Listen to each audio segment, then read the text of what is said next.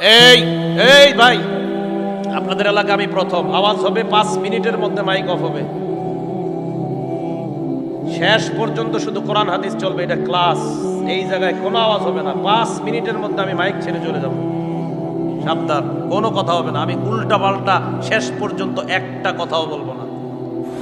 হয়তো কোরআনের আয়াত বলবো, না হয় হাদিস বলবো, হয় আয়াত বলবো, না হয় হাদিস বলবো। বাস আখির দাওয়ানা, এটাই আমার আলোচনা। কোনো আওয়াজ হবে মাইক অফ, কেউ আওয়াজ করবেন না। আর এরকম ভাবে ভবিষ্যতে দাওয়াত দিতে পারলে দিবেন। কোনো আওয়াজ হবে তো আমি মাইক শেষ। একদিনও দাওয়াত দেন না আমাকে, কোনো সমস্যা নেই, কিন্তু আওয়াজ করা যাবে না। আওয়াজ করা যাবে না।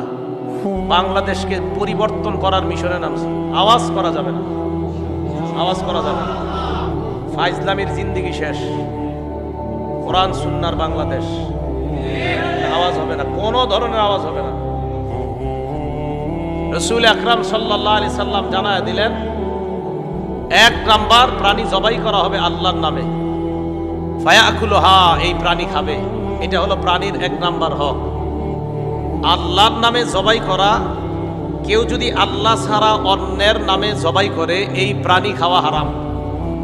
এখন আপনি মুহাম্মদ সাল্লাল্লাহু আলাইহি সাল্লামকে খুব ভালোবাসেন, খুব মহব্বত করেন, নবীর নামে গরু জবাই করছেন, এই গরুর গোশত খাওয়াও হারাম।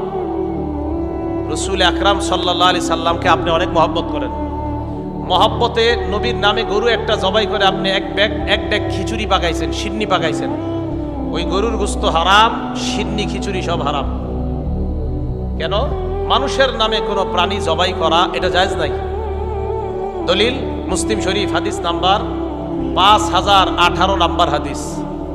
ক্বালা রাসূলুল্লাহ সাল্লাল্লাহু আলাইহি ওয়াসাল্লাম, আল্লাহ নবী বলেন, লাআনাল্লাহ মান লাআনা ওয়ালিদা, ওই ব্যক্তির উপর আল্লাহ অভিশাপ দেয় যেই ব্যক্তি তার মা বাবাকে অভিশাপ দেয়।